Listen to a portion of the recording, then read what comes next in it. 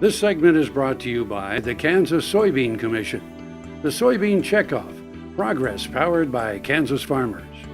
Welcome back to Farm Factor and the Kansas Soybean Update.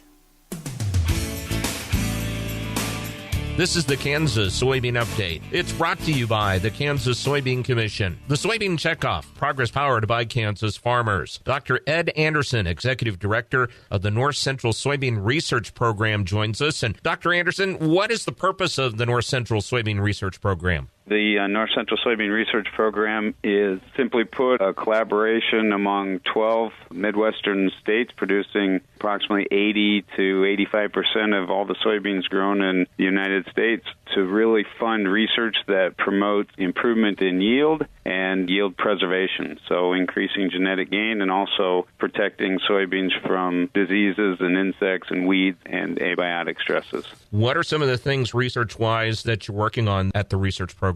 We are focused on funding collaborations across several universities in the Midwest to look at improving yield and genetic gain yield potential, and we're also looking at some of the primary diseases and insect pests.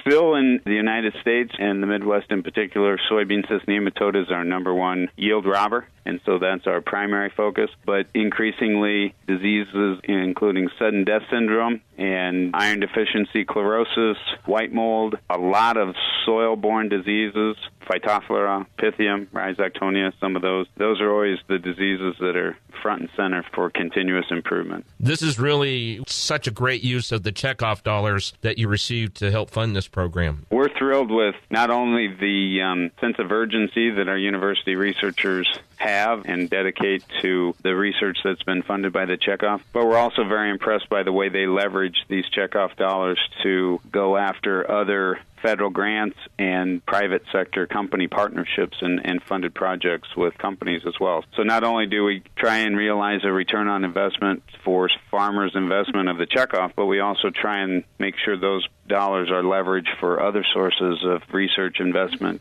from the public and private sectors to really drive the improvements. And especially the fact that many of these research projects you're working on are multiple-year projects, too. We only fund 1 year at a time, but researchers are allowed to submit renewal requests, and then those requests are considered by our farmer board. If the researchers have delivered on their milestones and made progress on the research, they can, in many cases, obtain second and third and even multi-year funding support. Dr. Ed Anderson, the Executive Director of the North Central Soybean Research Program, has joined us on the Kansas Soybean Update. It's brought to you by the Kansas Soybean Commission. The Soybean Checkoff, progress powered by Kansas farmers. Learn more at kansassoybeans.org. For Kansas Soybeans, I'm Greg Akagi. Hope you enjoyed this week's Kansas Soybean Update. Stay with us after the break for more Farm Factor as Kyle visits with John Taylor.